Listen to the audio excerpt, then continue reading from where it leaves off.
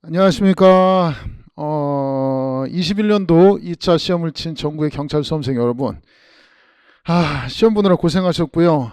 일단은 총평부터 하겠습니다. 총평부터. 자, 지금 촬영이 되고 있죠. 일단 형법하고 형소법을 얘기를 하려고 들어왔는데, 뭐 비상사태 같은데요. 제가 보니까. 비상사태, 영어 때문에 비상사태가 나온 것 같아요. 일단 제가 오기 전에 지금 비비안 선생님하고도 얘기하고 김하나 선생님하고도 얘기를 좀 계속 했거든요. 근데 두 분이 공통적으로 영어가 너무 어려웠다. 모르겠어요. 앞에서 뭐라고 말씀하셨는지 모르겠는데 영어 과락만 면하면 합격한다고 하는데요. 과락 면하면 다른 과목 상관없이 합격한다. 뭐 이런 얘기를 하셔가지고 이게 이제 진위 여부를 좀 확인을 해야 되는데 제가 오늘 좀 이상한 조짐이 몇 가지 좀 든 게 있어요. 시험을 보고 나면 저한테 이제 카톡이나 이제 제 카페가 지금 한 4만 5천 명, 5만 명이 조금 안 돼요. 원래 이제 잘 봤다고 이제 쭉 오고 전화도 막 이제 연락이 많이 와요. 근데 오늘은 카톡 몇 개 오고 그래요 지금. 그리고 공부 잘하는 학생이 남학생이 하나 있었는데 뭐 한국사 100점 맞고 그 다음에 영어 블랭크 일단 그 다음에 형법 90, 형소법 95, 경찰학 80 이런 학생은 평상시 그러니까 제 연구생들하고 장학생이 합쳐서 한 70명이 넘어요. 그런 학생인데 이런 학생들 영어가 이번에 25점 맞았다고 하더라고요.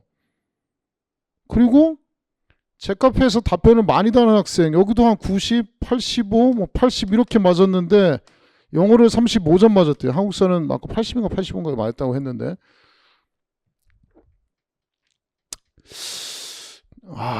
이게 보면 이거 다른 과목에 비해서는 이거는 뭐 전혀 떨어질 점수가 아니잖아요. 이건 떨어질 점수가 아니잖아요. 거의 만약에 솔직하게 따져서 이거 40만 맞으면 거의 뭐 다 쓰는 탑에서 문부 쓰고 들어갈 점수의 학생들이 생각보다 꽈락이 많다. 영어 꽈락이 무지하게 많다. 왜냐하면 조정이라는 것은 조정 점수 조정하기 때문에 꽈락 점수가 변할 수 있거든요. 근데 한국사하고 영어는 꽈락 나면은 더 이상 채점할 필요가 없어요. 꽈락자가 엄청나게 많다.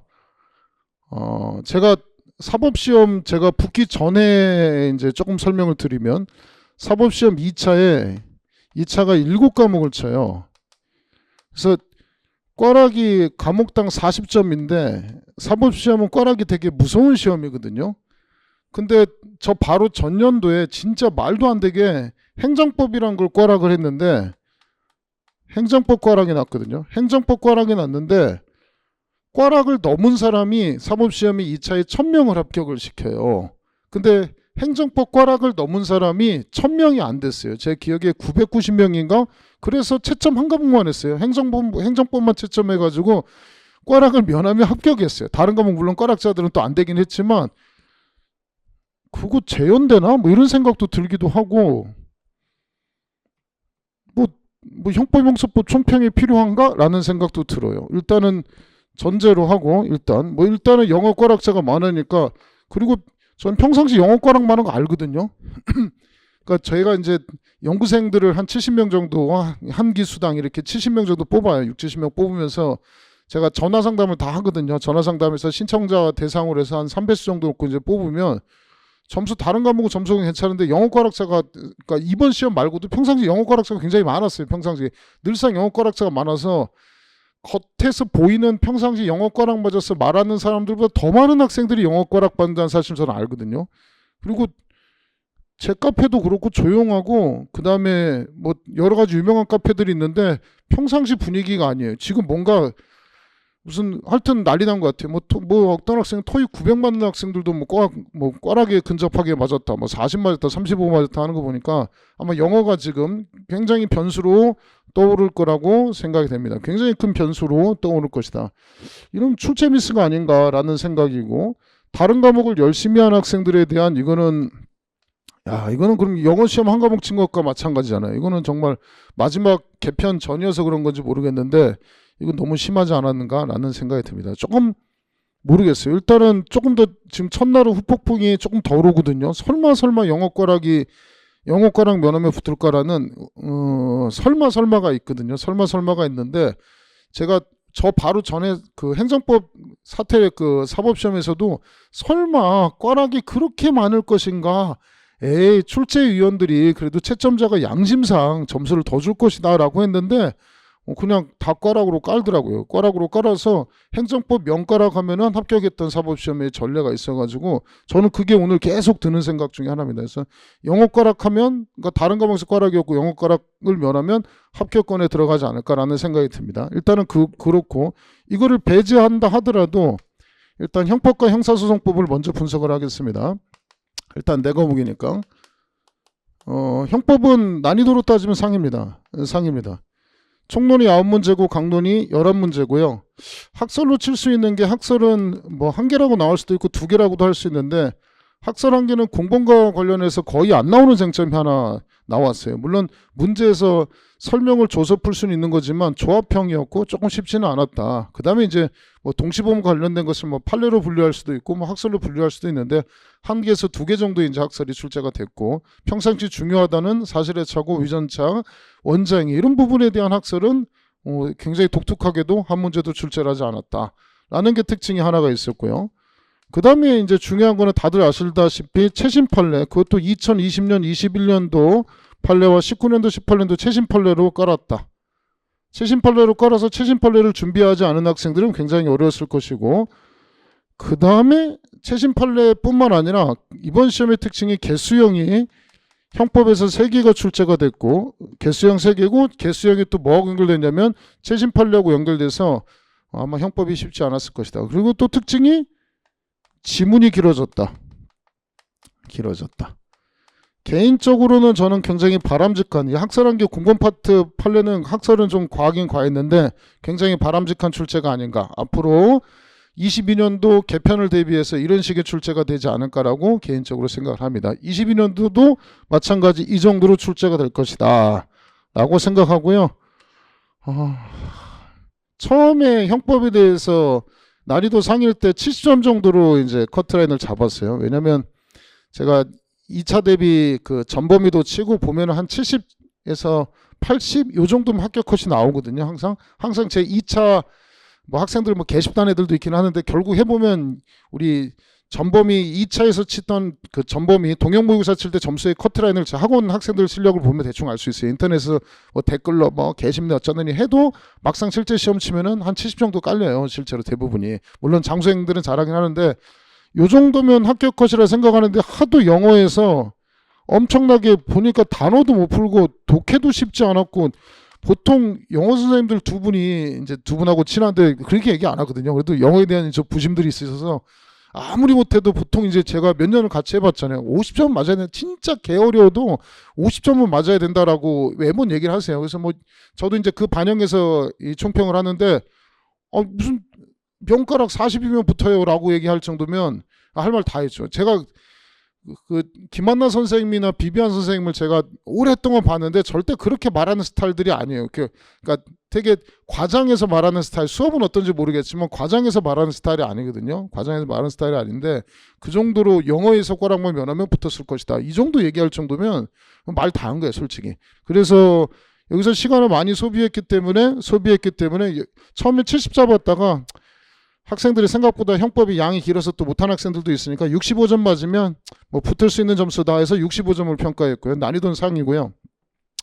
형사법은 쟁점으로 따지면 하예요. 이건 왜냐면 개정법이 너무 많이 내지 않았습니까?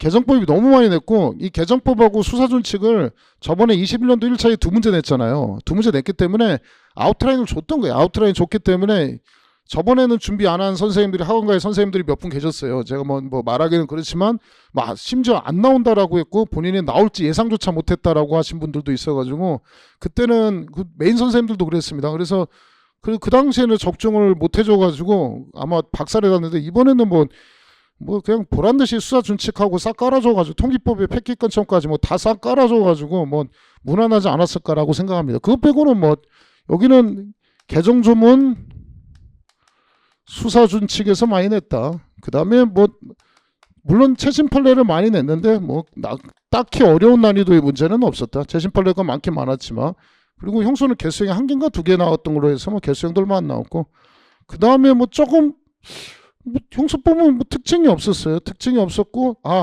개인적으로는 적어 나왔다는 거. 가명으로 기재한 그 참고인 진술조서를 개새끼들이 출제 안 해가지고, 개뿔도 모르는 새끼들 출제 안 한다 생각했는데, 드디어 이 출제해서 막판에 한번 내서, 요 가명 기재된 거 좋았고요. 이것도 나왔고, 형법에서 그 기록이 기자 쓰레기 했던 거, 이거 사회성교 위배되지 않는다는 판례도 나오고, 그 다음에 최신 판례 좀에 보시면 뭐 패싱아웃하고 블랙아웃 나온 거. 자, 블랙아웃은 중간간 안 되지만, 중간제 추행 안 되지만 패싱아웃은 해당한다라는 판례 나왔던 거. 그래서 뭐 최신 판례 많이 나와서 굉장히 기뻤고요. 개정조문 나왔고, 저는 경찰학에서 이거는 참 얻어 걸렸어요. 19번에 이거는 지문 4개를 다 설명한 게 19번에 수사준칙이 나왔더라고요. 그래서 생뚱맞게 어떤 학생이 카페에다가 경찰학 일타라고 써놔가지고 제가 당황하긴 했는데, 수사준칙을 하는 19번 문제를 맞춰가지고 그걸 먼저 설명을 드리고 형법용서법 설명을 진행하도록 하겠습니다. 경찰학 뭐 제가 온 건 아닌데 제가 프린트해서 뽑아왔습니다. 경찰학 19번부터 뭐 다른 선생님 해드리겠지만, 경찰학 선생님 해드리겠지만 반갑습니다. 경찰학에서 한 문제 걸려서 제가 41문제를 가르친 셈이 됐습니다. 자, 19번부터 경찰학 문제 한번 읽어드릴게요. 원래 이제 경찰학에서 수사는 잘 안 내거든요. 수사 안 내는데 간혹가다 한 문제씩 틱틱 내요. 저번에 마약 관련돼서 한번 냈는데, 이번에도 수사준칙을 냈는데 뭘 내냐면 19번에 아마 문제 푸신 분은 아실 건데 보시면, 자, 검사와 사법경찰 간의 상호 협력과 일반적 수사 준칙에 관한 규정에 관한 설명으로 적절한 것은, 이거 당황스럽죠. 검사는 사법경찰 간에게 수사 경합에 대한 사건 송치 요구, 이거 수사 경합도 나왔죠. 형사법에서. 요구할 경우 그 내용과 이유를 구체적으로 적은 서면으로 해야 하며, 사법경찰은 요구받은 때로부터, 자, 형사소송법에는 지체 없이라고 되어 있는데 이게 10일이 아니고 수사준칙이 며칠로 되어 있습니까? 7일로 되어 있죠. 요거는 신기하게 제가 그 기출천재에서 개정조문 수사준칙에서 앞에서 예로 만들어 놓은 내용, 거기서도 10일이라고 써놨는데 똑같이 재책을 베끼지 않았을까라고 생각할 정도로 당황스러웠고요. 요 7일이어서 틀린 거고, 이번은 수사중지 결정은 제가 뭐라고 했냐면 22년도에는 조금, 21년도 1차에는 투머치다 형수법에 내기. 그래서 한 22년도 2차 정도에는 아마 낼 거다 해서 조금 21년도 2차는 투머치고 22년도 정도 갔을 때 낼 것이라고 했는데, 형수법이 안 나고 경찰에게 그대로 나왔습니다. 자, 경찰 단계에서 과거에는 수사 중지를 못했는데 경찰 단계도 1차적 수사 종결권을 주는 바람에 수사 중지 결정을 할 수 있고, 7일 이내 사건 기록을 검사에게 송부한다. 자, 그러니까 검사한테 수사 중지를 경찰이 사건을 말아먹을까봐 그것에 대해서 검토하기 위해서 검사에게 기록 송부하라고 해놓고요. 그 다음에 이 경우 사건 기록 송부 받고 나서부터 30일 이내 반환해야 된다. 자, 옳은 질문 2번이고요. 3번은 이것도 형사법 앞에서 제가 예상 문제 냈죠. 검사는 사법경찰관으로부터 이것도 답지문을 냈는데, 여기는 또 이제 오답지문 좋습니다. 송치받은 사건에 대해서 보완수사 필요할 때는 보완수사 요구할 수 있는데, 자, 보완수사 요구를, 이것도 제 그대로 문제지 그대로 낸 거예요. 직접 보완수사하는 게 원칙이냐, 보완수사 요구하는 게 원칙이냐. 그러니까 검사는 수사하지 말라는 거죠. 웬만하면 수사하지 말고 보완수사 요구하는 게 원칙이라고 했습니다. 그래서 이것도 틀렸고요. 4번 지문은 21년도 1차 경찰 채용 답지문이었죠. 답지문인데 그 부분에 대한 수사 준칙에 관한 규정입니다. 자, 검사는 사법경찰관에게 제소 요청하는 경우 관계서류와 증거물을 송부로부터 90일 이내 해야 된다. 그러니까 검사가 갖고 있는 시점이 90일인데 무조건 90일이냐? 원래 일단 기본적으로 90일인데, 자, 불성취 결정에 영향 줄 수 있는 명백히 새로운 증거가 또는 사실이 발견된 경우와, 그 다음에 증거 등이 뭐 위조, 허위 뭐 이렇게 된 것이 명백한 때, 이럴 때는 뭐 할 수 있도록 되어 있냐면 90일이 넘어서도 제소 요청할 수 있도록 되어 있습니다. 그래서 여기는 뭐라고 했냐면 명백히 새로운 증거 또는 사실이 발견된 경우에 한한다라고 되어 있기 때문에 이게 틀린 지문이고, 정답은 옳은 지문은 2번이 되겠습니다. 이게 이제 경찰학에서 나와가지고 기분이 조금 좋았습니다. 좋기보다 조금 기분이 좀 묘했습니다. 그래서 하여튼 그랬습니다. 자, 이제 형법부터 설명을 드리도록 하겠습니다. 다시 한번 말씀드리면 형법은 한 65점, 그 다음 형사법은 안 써놨네요. 형사법은 한 85점 정도 예상을 했는데, 처음에 이 정도는 맞아야 된다, 난이도는 하다 이렇게 했는데 생각보다 85점 못 맞은 학생들도 많더라고요. 그래서 한 85? 65? 합치면 몇 점입니까? 140, 150 합쳐서 75점 정도. 평상시 제 2단계 모의고사 치면 형법용수법 합쳐서 한 75, 75 합쳐서 150이면 붙거든요. 그래서 마찬가지로 형법이 조금 어려워서 65, 형사법이 좀 쉬워가지고 85 합쳐서 150, 2로 나는 75. 이 정도면 그냥 합격헌에 나오는 점수라고 생각합니다. 자, 형법부터 이제 문제를 풀어드리도록 하겠습니다. 자, 조금 어려웠던 쟁점, 학설 쟁점부터 먼저 보면요. 자, 형법 문제 지금 따라오고 있죠. PPT를 하려고 했는데 이 경찰청에서 이거 글자를 복제를 박아놔가지고 복제를 그러니까 금지해놔가지고 요 짧은 시간에 칠 수가 없었습니다. 미안합니다. 자, 문제 여러분 갖고선 보시기 바랍니다. 자, 다음 사례에 대한 설명으로 적절하지 않은 것은 쉽지 않았어요. 이번 문제. 갑은 상해 의사로, 을은 폭행 의사로 상호 의사 연락 없이, 보통 상해 나오는데 한 명은 상해 주고 한 명은 폭행 줬어요. 아우, 장난 아니죠. 연락 없이 같은 날 같은 장소에서 30분 간격, 이시죠. A를 때렸다. 이로 인해서 A에게 상해의 결과가 발생했다. 근데 A 상해의 결과가 갑의 행위로 인한 것인지 을에 의한 것인지를 알 수가 없다라고 했죠. 자, 그러면 상해죄하고, 자, 우리 19조하고 263조를 구별하셔야 되는데 2번 문제에서라는 겁니다. 19조는 동시범이고 263조는 동시범의 특례죠. 동시범의 특례인데, 상해죄의 동시범의 특례인데 263조는, 자, 19조하고 263조하고 했을 때 뭐를 적용하느냐. 263조부터 먼저 보시면 됩니다. 그래서 상해죄하고 폭행치상죄에 적용하고, 그 다음에 판례태도에 의하면 상해치사죄하고 폭행치사죄에 대해서 263조를 적용하고, 나머지 뭐 살인죄가 되든 강간치상이 되든 강도치상이 되든 나머지는 다 몇 조 적용합니까? 19조죠.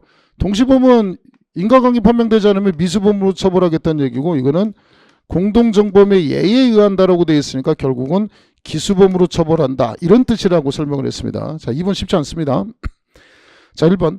이는 동시범의 문제로서 형법 19조가 아닌 뭘 적용하겠다? 상해죄하고 폭행치상이 됐으니까 263조를 적용하겠다. 2번. 만약 A의 상해가 갑의 행위가 아닌 을의 폭행, 인과관계 판명되면 을의 행위에서 을은 폭행치상이 될 것이고 갑은 상해를 성공하지 못했기 때문에 상해의 미수가 될 것이다. 3번. 자, 가해 행위 자체가 불분명하면 263조. 일단은 검사는 가해 행위 자체는 입증을 해야 된다고 했죠. 자, 이거 불분명하면 263조를 적용하지 않는다.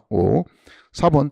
만약 A에게 갑과 을의 행위가 상해가 아닌 삼행의 결과가 발생했을 때, 상해의 경우에도 상해치사, 폭행치사에도 뭐를 적용하겠다? 263조를 적용하겠다. 그래서 옳지 않은 질문은 정답은 적용되지 아니한다고 했으니까 정답은 4번입니다. 이게 좀 어려웠고요. 자, 5번은 아마 이게 이제 개수형이었으면은 개 어려웠죠. 개수형 안 해도 겁나 어려웠습니다.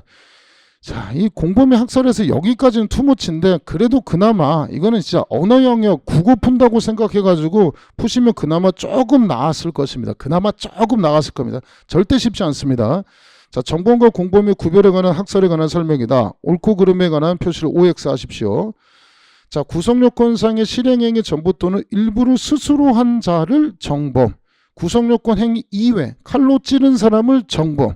칼 찌르는 거 이외 도와주는 거, 뭐 신나를 사다 준다든지 락스를 사다 준다든지 밧줄을 사다 준 사람, 이런 사람을 자, 있어요. 공범으로 보는 형식적 객관설, 객관적으로 판단하겠다는 겁니다. 간접 정범은 칼로 찌른 놈이 아니죠. 구성요건을 실행한 사람이 아니기 때문에 정범으로 보기는 어렵다. 맞는 지문이고. 자, 니은 스스로 구성요건의 정형적 행위를 한 자, 칼로 찌른 자만 정범으로 보는 제한적 정범 개념. 자, 그럼 칼 찌른 자도 있을 것이고, 자, 제가 이것도 저번에 설명드리면서 제한적 정범 개념하고 확장적 정범 개념 나오면 이거 너무 과한 거라고 했죠. 이거는 경간부 정도 난이도에서도 잘 안 내는 정점이라고 했는데 이 순경시험이 냈죠. 어떤 학생이 카페에 써놨더라고요. 또 기분이 싸했다. 그 선생님이 혹시 몰라서 설명한다고 했는데 그게 이제 시험에 출제가 됐습니다. 제한적 정범 개념에 의할 때는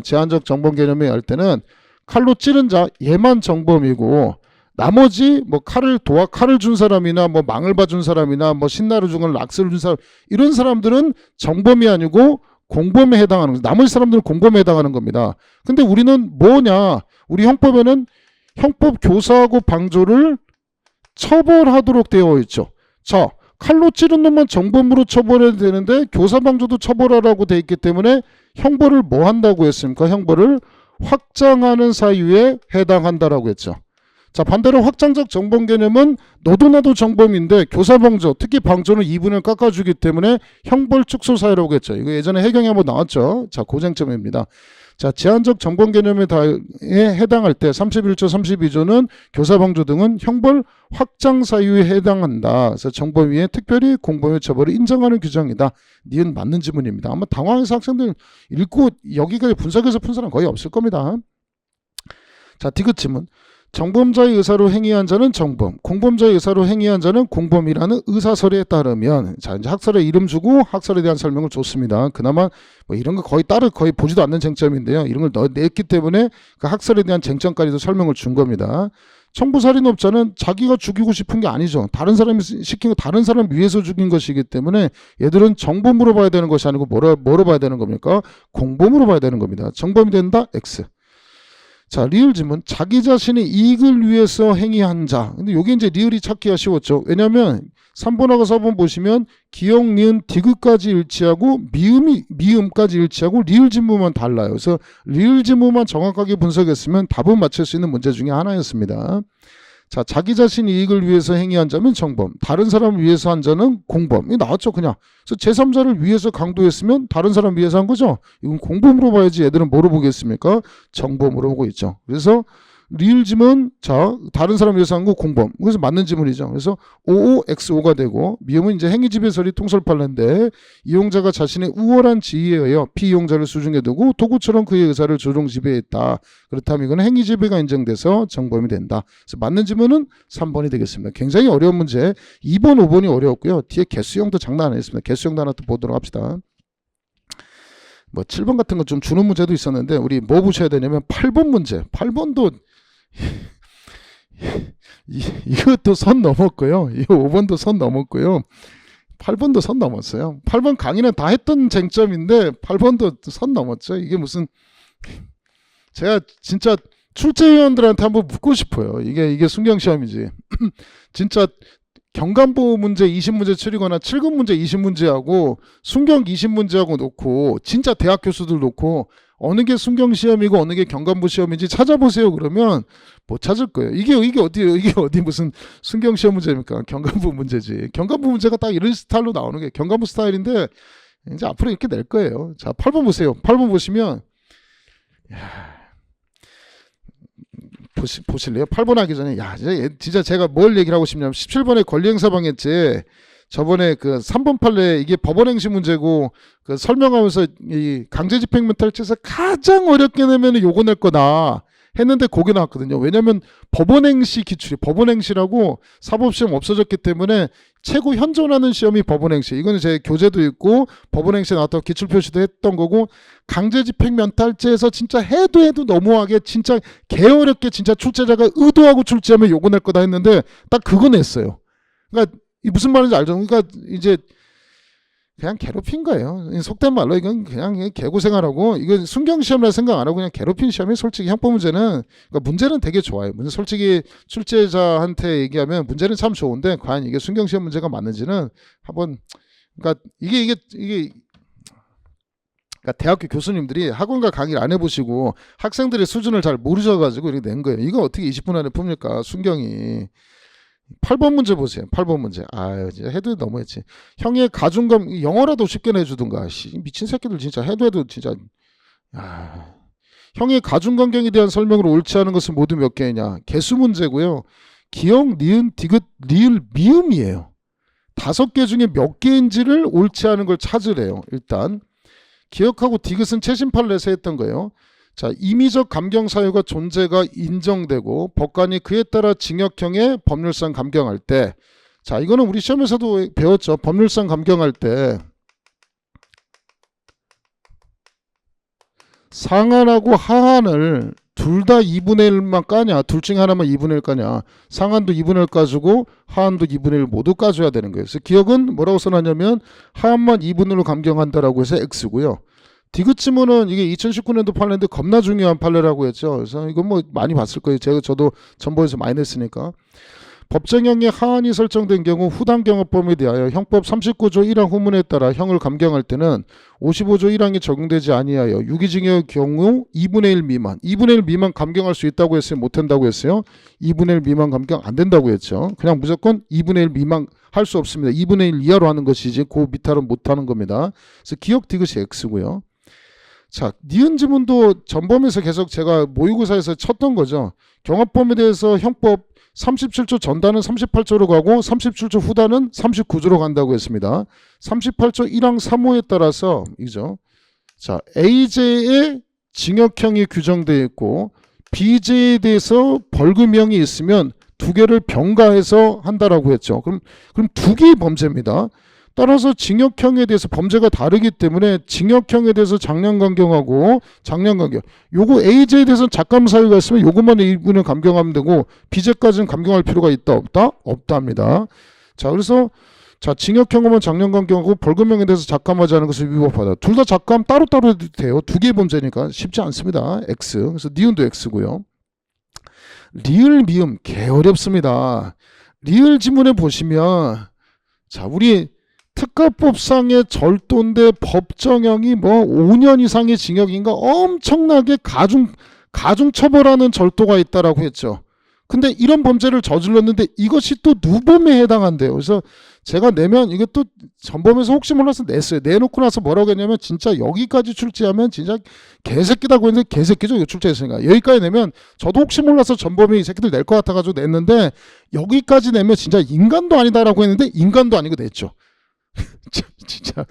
그래서 제가 학생들한테 뭐라고 했냐면 화투 쳐봤냐? 화투 쳤는데 3구의 광박의 피박 이렇게 할 수 있느냐? 할 수 있다. 여기서 이미 가중처벌해서 3구 나고 그 다음에 광박 피박 또 때릴 수 있다 그랬죠. 그래서 나이 좀 든 학생들은 화투 치어본 사람도 알겠지만 그런 거죠. 여기서 가중처벌하고 또 두 번까지 가중하는 거 너무 과하지 않겠습니까? 그렇게도 된다. 그러니까 광박 피박 양쪽 다 먹는 거예요. 그거 된다는 거예요. 그래서 마지막 줄 누번 가중한 형기 범위에서 처단형을 정해야 되지 정할 필요는 없다 그러면 틀린 거예요. 어렵지 않 장난 아니죠. 그래서 리을 지면 X고 미음도 똑같은 거예요.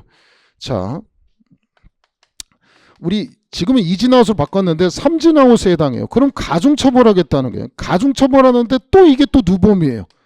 그럼 우리 똑같은 거죠. 삼진아웃으로 가중처벌하고 누범으로 가중처벌하라는 얘기예요. 자, 에 해당하는데 자, 이렇게 누번 가중에도 일사부재리 원칙이나 이중처벌금지 원칙에 반한다 반하지 않는다 반하지 않는다. 맞는 지문은 미음 지문 하나고 기억 니은 티귿 리을이 다 틀려서 정답은 4번 4개입니다. 이 정도로 어려웠고요. 또 개수형 하나 또 풀어볼까요? 개수형부터 강론에서 12번 야. 자, 명예에 관한 죄에 관한 설명으로 옳은 것은 몇 개인가? 명예에 관한 죄가 나왔습니다. 12번 절대 만만치 않습니다. 자, 기억은 또 최신 판례 했던 거죠. 이것도 2020년 판례인가 그렇습니다. 명예훼손 사실을 발생한 것이 사실이냐? 라고 대답하는 과정에 말하는 것은 명예훼손에 대한 미필적 고의가 있다 없다? 없다라는 판례죠. 자, 고의 인정되지 않는다? 맞는 지문이고요. 니은도 최신 판례 시간에 했습니다. 갑이 집듣기를 해서 자신의 남편과의 최신 판례 보시면 20년도 21년도 최신 판례 했습니다.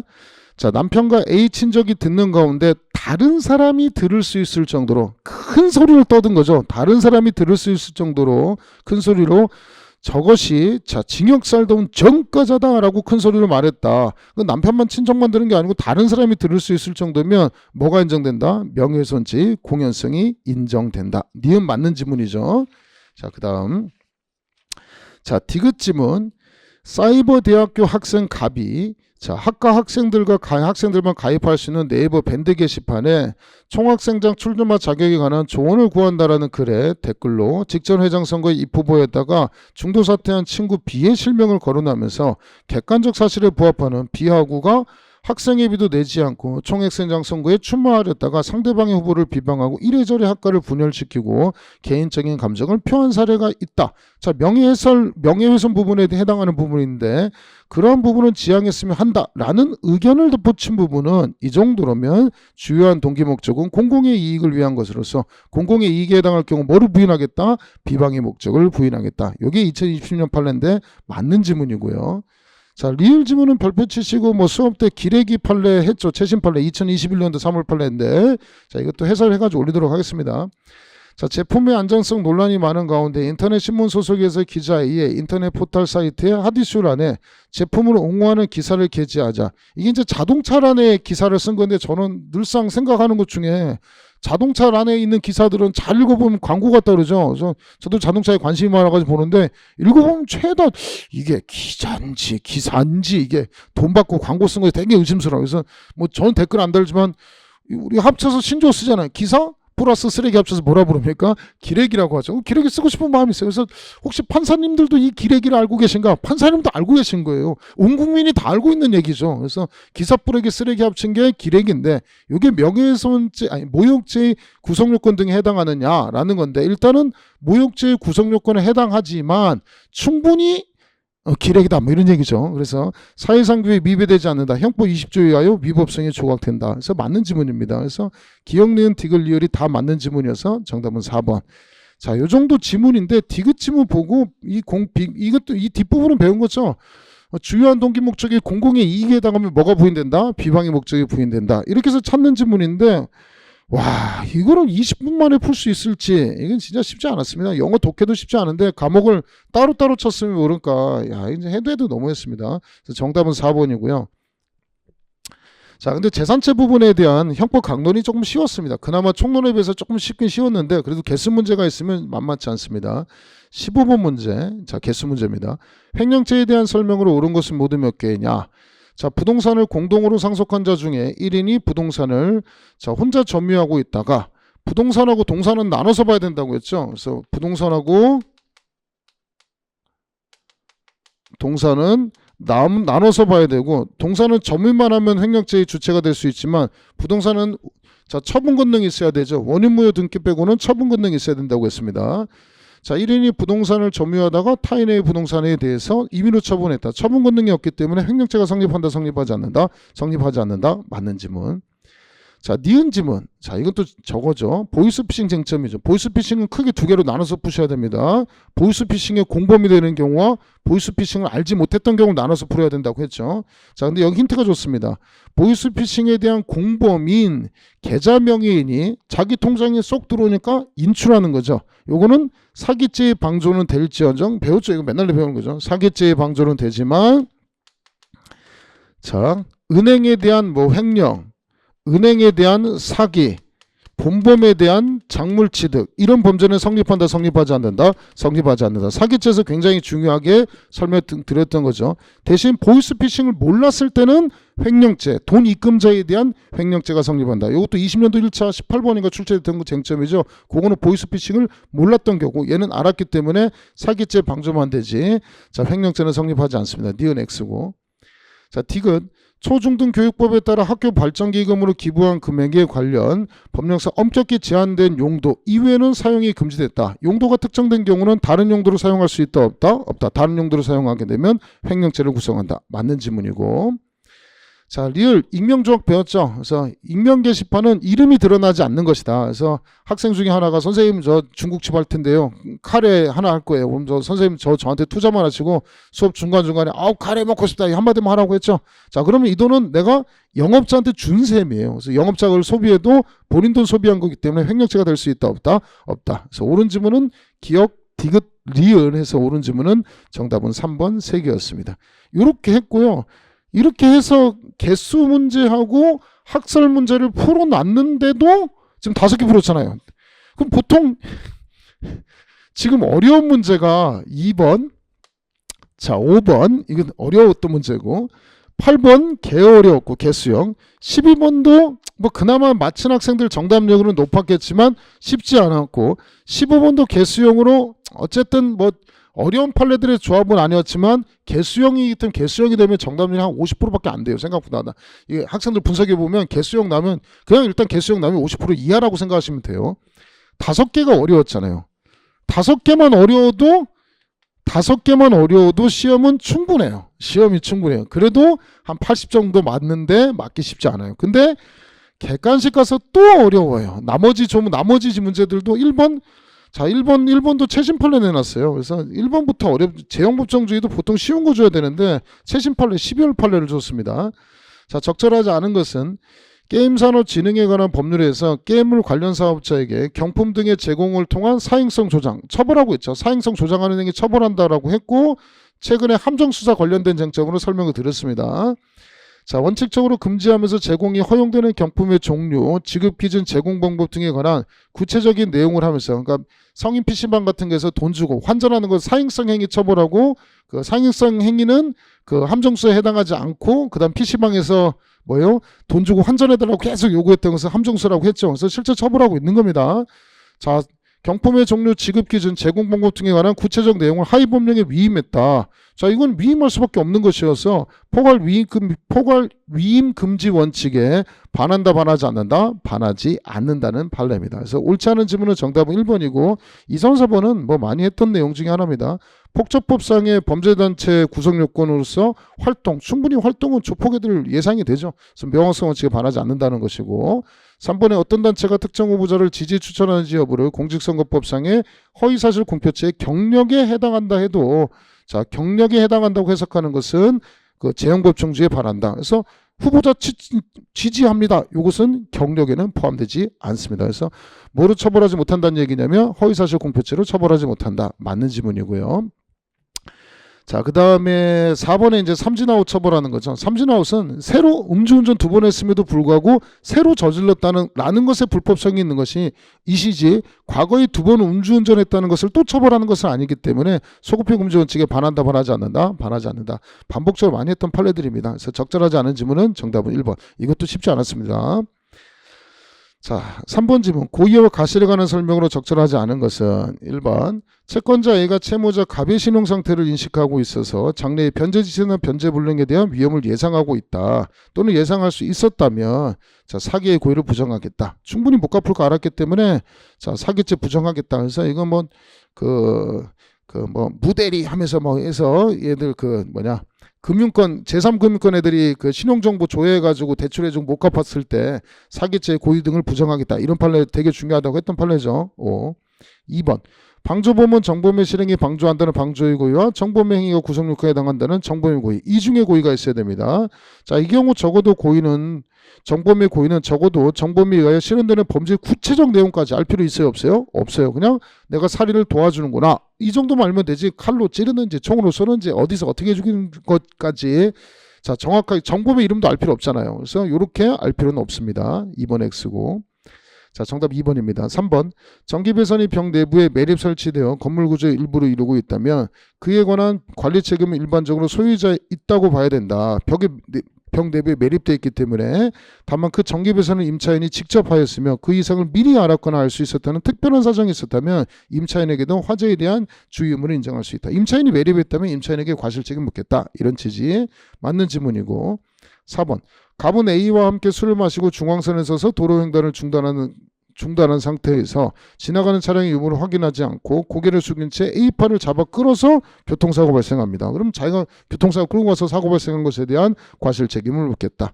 맞죠? 옳지 않은 질문은 정답은 2번이고 3번은 그래도 1, 2, 3번 중에 그나마 쉬웠습니다. 4번도 쉬웠죠. 쉬운데 이것도 만만치 않아요. 피해자 승낙도 조금 어려운 쟁점 냈습니다. 1번. 그러니까 나름대로 출제자가 쉽게 낸다고 했는데도 쉽게 내지 않았다. 그러니까 나름 자기 딴에는 쉽게 좀 내줘야지 하고 냈는데도 이게 4번도 또 쉽지 않죠. 자, 어쨌든 그나마 쉬웠습니다. 동거 중인 지갑관에 가는 거 방치하는 건 양해라고 봐야 되죠. 절도죄를 구성하지 않고요. 2번.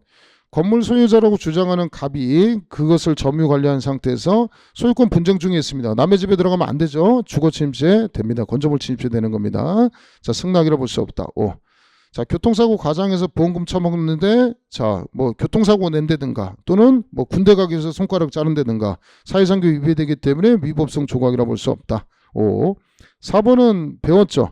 사망하면 그냥 끝나는 거라고 했죠. 죽은 사람 이것도 최신 마지막에 전범위하면서 또 설명했는데 아버지 죽으면 끝이라고 했습니다. 이런 경우 많이 벌어지는 일 중에 하나라고 했죠. 동사무소 가서 확인해보면 많이 나온다고 했습니다.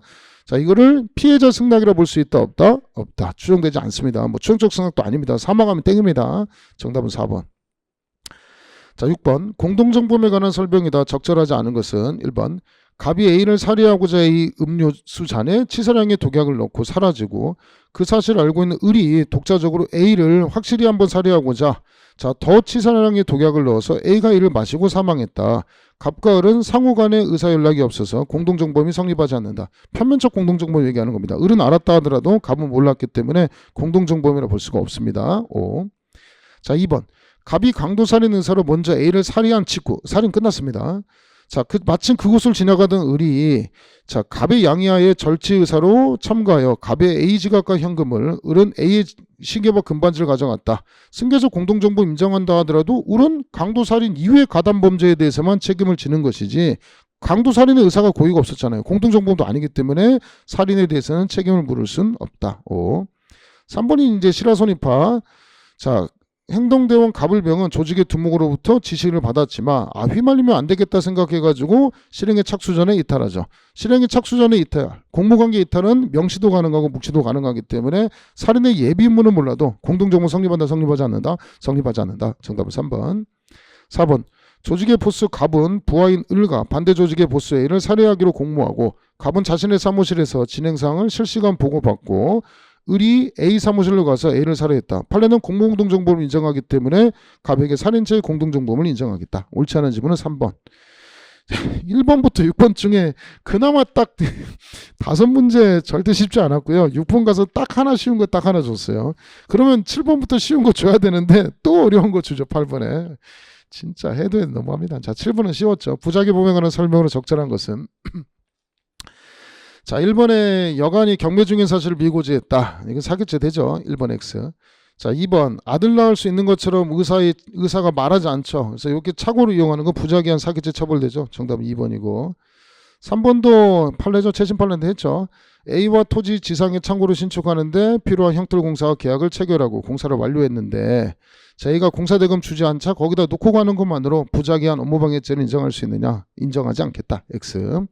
자, 4번. 경찰 공무원이 무조건 T라고 하는 거죠. 적극적 은폐 목적이 있으면 자기 범위, 범인 도피죄만 되지 부작위 범위, 직무유기죄는 따로 성립하지 않는다. 했죠. 정답은 2번.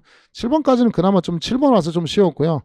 야, 학생들 8번 보면서 야, 제가 굉장히 스트레스 받았을 거예요. 8번 이걸 5개 지문을 보는데도 야, 이제 형벌론도 주고 누번 가중도 주고 최신 판례 2020년도 판례도 주고 야, 진짜 만만치 않습니다. 자, 어쨌든 8번에 정답은 4번이라고 했고요. 9번. 자, 재수에 관한 설명을 옳지 않은 것은 1번은 21년도 2월 4일 최신 판례 했던 거죠. 이것도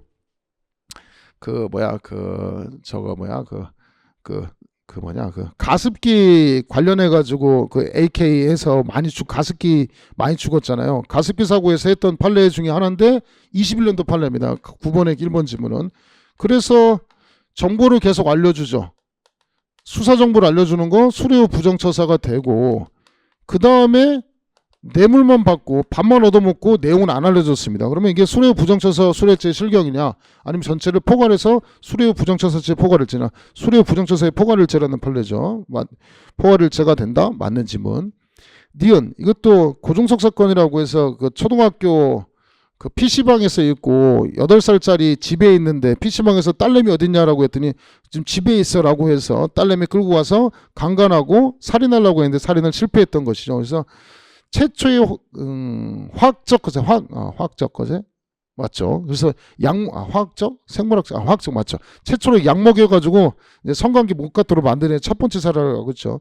미성년자 약취한 후 강간 목적으로 가혹행위 및 사기를 가하고 나아가 강간 및 살인 미수를 범했다. 약취한 미성년자 상해에 대한 특가법 위반죄 하나. 그 다음에 미성년자 강간 살인 미수에 해당하는 성폭법 2개 범죄 무슨 경합이라고 했습니까? 실체적 경합이라고 했죠. 이것도 많이 했죠. 정답 2번. 3번도 많이 했던 겁니다. 공무원이 직무관련자와 제3자와 계약을 체결하도록 요구하고 계약을 체결했다. 제3자 뇌물 수수되고 직권남용 권리행사. 한 번에 2가지 범죄니까 상상적 경합. 그 다음에 택시운전 동전 던지는 택시운전 그러니까 택시운전자한테 욕하고서 동전 던지고 나갔던 사례에서 설명드렸던 거죠. 자, 폭행하고 업무방해는 불가불적 수반행위라 볼 수는 없다. 자, 불가불적 수반행위라 볼 수 없고 둘 간의 관계는 상상적 경험으로 본다고 했죠. 그래서 옳지 않은 질문은 정답은 2번입니다. 재수론도 조금 어려운 쟁점 좋습니다. 그래서 총론이 아무 문제가 나왔고요. 10번. 자, 약치윤회제에 관한 설명이다. 적절한 것은 요건 좀 쉽죠. 미성년자 자녀를 부모가 함께 동거하면서 보호 양육하던 중에 어떤 폭행 협박이나 불법적인 사실상의 힘을 행사함이 없이 베트남 갔던 판례죠. 자, 이때는 미성년자 약치죄 성립하지 않는다. 기억 X, 1번 X. 자, 2번은 광주에 광도 들어왔던 사건이죠. 자, 주거 침입해서 강도하는데 부모하고 잠깐 떨어진 것, 일시적으로 떨어진 것만으로는 미성년자 약치죄 따로 성립한다, 성립하지 않는다, 성립하지 않는다. X. 자, 3번에 미성년자 약치에서 자, 네 번째 줄 반드시 상대방의 반항을 억압할 정도로 유한다, 유하지 않는다, 유하지 않는다. 그래서 우리 집에 자러 가자고 이렇게 해서 끌어당긴 것도 미성년자 약치죄에 해당한다. 정답은 3번이고 4번 미성년자 어머니가 자, 교통사고로 사망하죠. 그래서 보냈다가 자기가 보험금 타먹으려고 데려와서 뭐 개집에 재우고 고아원 보내고 했던 판례죠. 미성년자 약치죄 성립한다죠. 그래서 옳은 지문은 3번. 자, 11번 강간과 강제추행하는 설명이다. 옳은 것을 모두 고르세요. 자, 모두 고르는 문제도 많았습니다. 기억. 자, 성인 갑은 36살짜리죠. 14살짜리한테 고등학생이나 속여가지고 내가 스토킹을 당하고 있다. 스토킹을 당하고 있기 때문에 아는 선배를 소개할 테니까 그 선배와 성관계를 해라. 그래야지만 너랑 헤어지지 않고 사귈 수 있다. 라고 한 거죠. 그래서 대법원 전원합의체 판례로 판례 변경했던 사안입니다. 위기가름죄로 처벌했던 판례죠. 위기가름에 해당하지 않는다. X. 자, 니은 지문. 피해자가 깊은 잠에 빠지고 있거나 술, 약물 등에 의해 일시적으로 의식을 잃은 상태 또는 완전히 의식을 잃지는 않았다 하더라도 정상적인 판단 능력과 대응 조절 능력을 행사할 수 없는 상태. 경찰관이 수원에서 저질렀던 사건이라고 했죠. 그래서 블랙아웃하고 패싱하고 구별해야 되는데 블랙아웃은 기억나지 않는 거예요. 블랙아웃이면 중간간이나 중강제추행에 해당하는 것이고 요거는 술 먹고 술에 의한 단순한 기억상실이 아니고 그 의식을 잃지는 않았지만 그에 준하는 상태에 해당하기 때문에 중간간 중강제추행죄 한거불능 상태에 해당한다. 근데 해당 사안은 이렇게 패싱아웃까지 가지 않고 블랙아웃에 불과하기 때문에 중간간이나 중강제추행죄에 해당하지 않는다고 했던 판례입니다. 자, 요 정도에 이르렀다면 자, 심신상실 또는 한거불능 상태에 해당한다. 자, 이것도 나왔고요. 네 맞는 지문이고. 디귿도 별표 치시고 이것도 겁나 중요하죠. 그래서 네 번째 쟁점은 사실상 보호감독 받는 관계는 미장원 아저씨가 데리고 가서 해고한다고 해서 자, 뭐 통금 시간을 이용해 가지고 간음했던 거 그때 업무상 위력 간음죄도 되고 그다음 최신 판례는 편의점 주인이 채용 과정에서 그 노래방 데리고 와서 만지고 막 뭐 구강성교 시키고 했던 그런 겁니다. 그래서 네 번째 줄 최신 판례 무작위 됐습니다. 채용 절차에서 영향력 미치는 행위도 여기에 포함된다. 맞는 질문 했던 거고요. 리을 지문. 자, 미성년자는 13세 이상 19세 미만의 사람을 의미하고 심신미약자는 정신기능의 장애로 인하여 사물을 변별하거나 의사결정할 능력이 미약한 사람을 말한다. 이 판례 태도입니다. 자, 미성년자 의제강간 13세 미만이 미성년자 의제강간과의 차이로서 13세 미만하고 구별하면 13세 이상 19세 미만자에 해당하는 사이다 라는 취지의 판례입니다. 맞는 지문이고. 자, 미음 지문은 이제 만든 쟁점이죠. 이것도 제가 맨날 설명했던 게 가슴하고 엉덩이 만진 판례는 구별을 하라고 했습니다. 앞에서 쟁점이 뭐라고 나왔는지 잠자고 있는 사람 가슴 엉덩이 만진 것은 뭐의 착수는 안 돼요? 강간의 착수라고 하면 돼요, 안 돼요? 강간 착수 안 되죠. 근데 뭐는 된다고 했습니까? 중강간의 착수는 되기 때문에 제목이 뭔지를 잘 봐야 된다고 했습니다. 범죄의 제목이 뭔지. 자, 형법상의 범죄를 처벌할 수 없다. 중강간 돼요, 중강간. 자, 그래서 X가 되겠습니다. 그래서 문제는 뭐가 틀렸냐면 강간의 착수는 인정되지 않아. 여기까지 맞았어요. 갑의 행위는 형법상의 범죄로 처벌할 수 없다. 여기가 틀린 겁니다. 중간간은 되는 겁니다. X. 그래서 맞는 질문 찾으면 니은 디귿 리을 정답은 2번 되겠습니다. 보시면 알겠지만 어디 하나 쉬운 문제 하나도 없죠. 자, 12번 설명드렸고 13번. 자, 업무방해죄 그나마 조금 쉬운 쟁점 나왔습니다. 적절하지 않은 것은 자, 다른 사람 논문을 자기 논문인 것처럼 또는 공동으로 작성한 것처럼 기재하는 거 업무 위기에 의한 업무방해죄 성립하죠. 정답은 1번. 쉬웠죠, 이거는. 자, 2번. 주한 외국 영사관에 비자 발급 신청하면서 신청인이 제출한 허위 자료 등에 대해서 충분히 심사, 우리 충분한 심사인데 밝혀내지 못하면 위기에 의한 업무방해죄 성립한다. 5. 자, 3번은 이제 대피라는 거죠. 초안만 작성하고 다른 사람이 작성한 것을 대피라는 겁니다. 이것도 위기에 의한 업무방해죄가 된다. 5.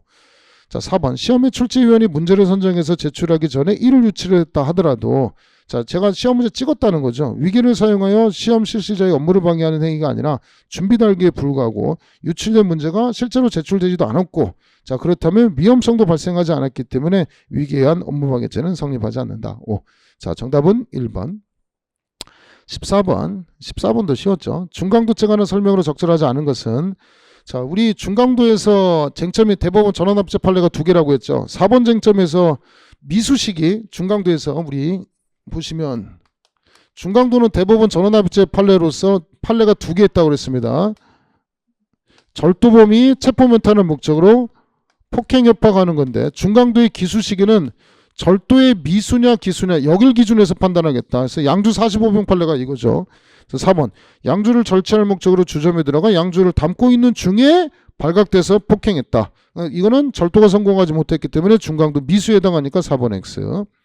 자, 두 번째 특수중강도는 언제 기준할 거냐? 여기 흉기 휴대를 기준할 것이냐 아니면 폭행협박시를 기준할 거냐? 폭행협박시 이래서 이렇게 대각이 했다 그랬죠.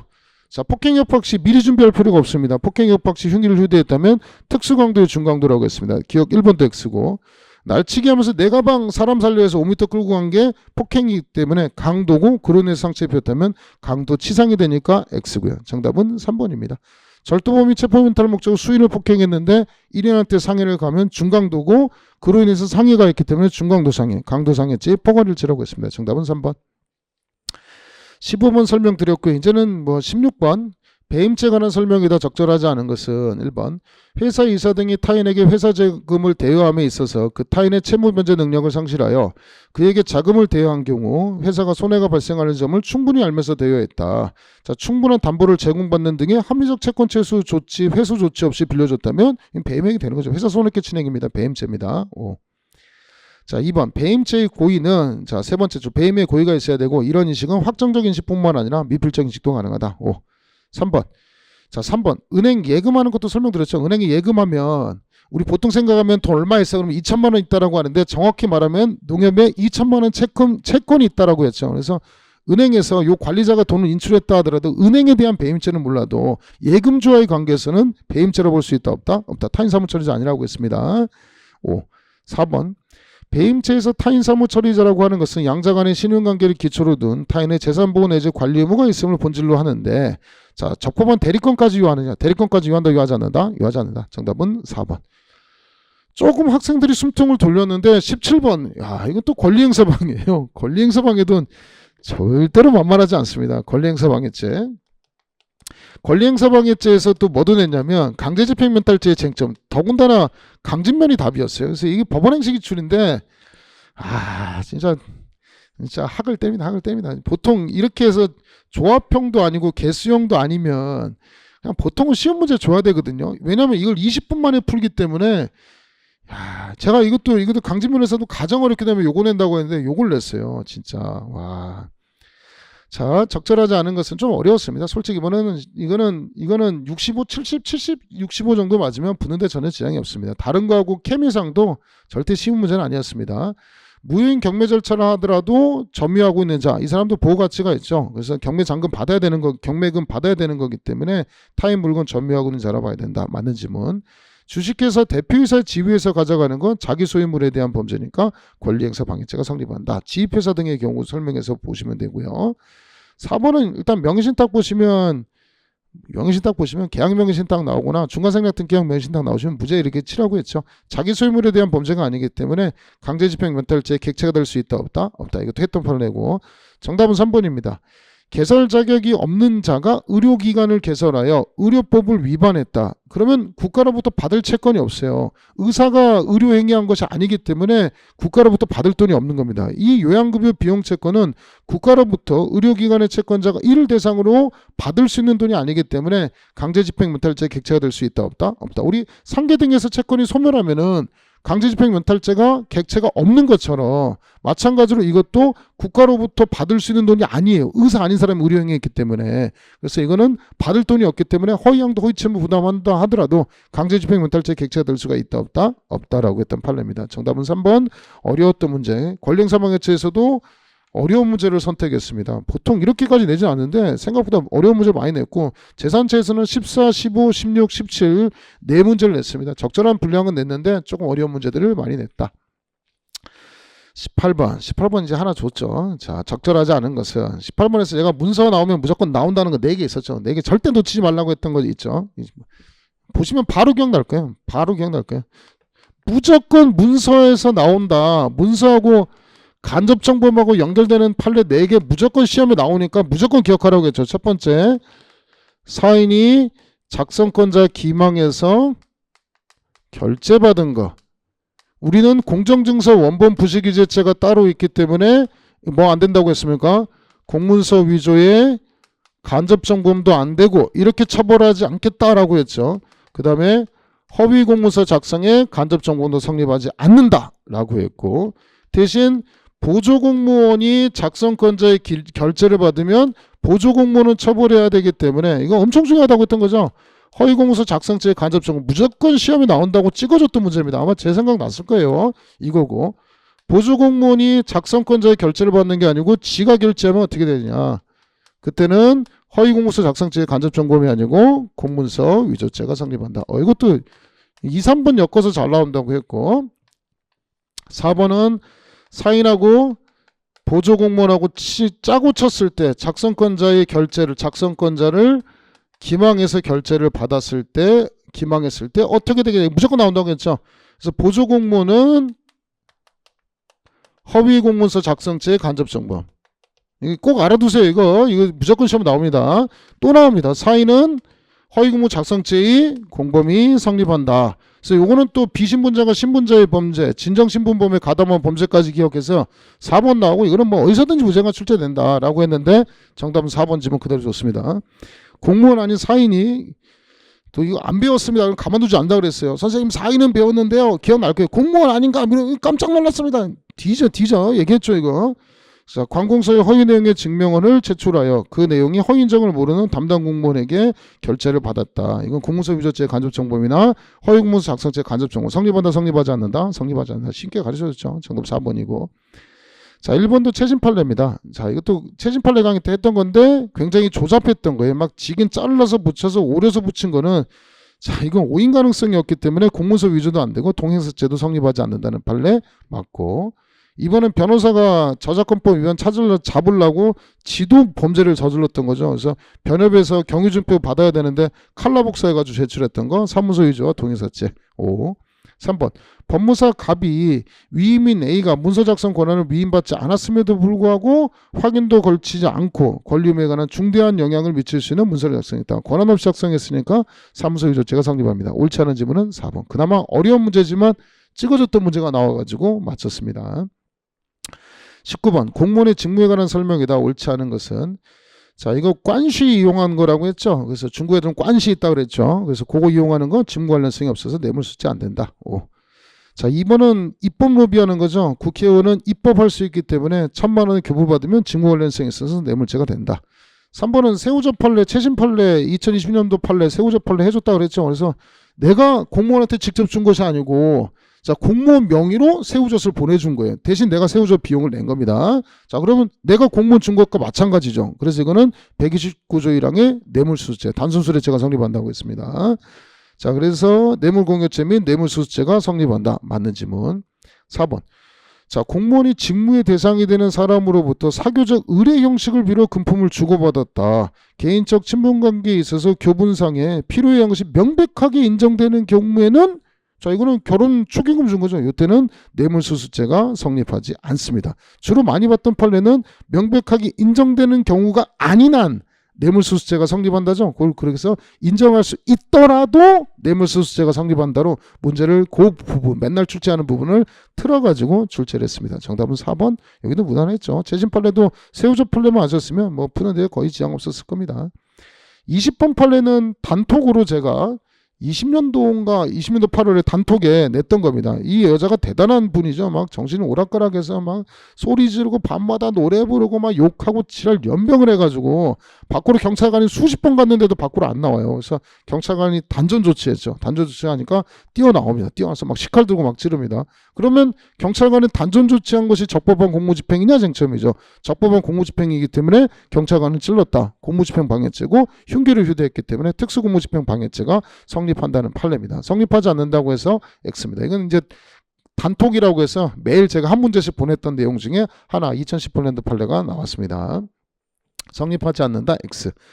자, 2번. 이거 이미 논문 접수 마감된 거는 거의 마지막 날까지 제가 했던 거죠. 그래서 이 학생을 교수로 뽑을 수밖에 없는 거다. 이 학교 입장에서 속은 게 있다, 없다? 없다. 좋은 교수 뽑았기 때문에 위계공지방 성립하지 않는다는 판례. 5. 3번도 최신 판례죠. 2020년도 판례.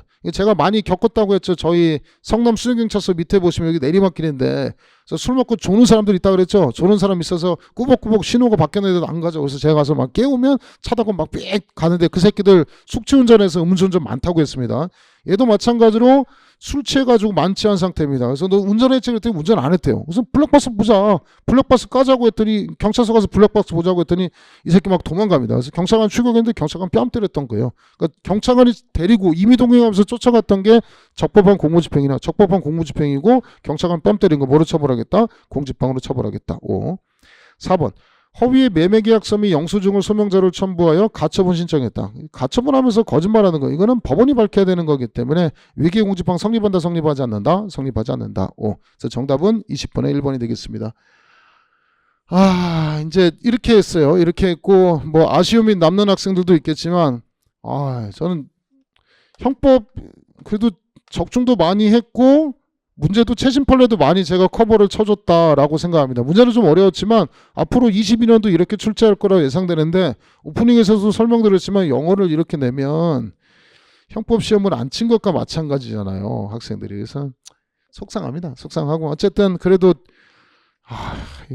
영어 진짜 그렇게 어려웠나? 일단은 조금 더 뭐 내일 한번 지켜보죠. 학생들 분위기 보고. 이거 인원 다 못 채우는 거 아닌지 모르겠네요. 진짜 이게 시험 이렇게 내면 되나?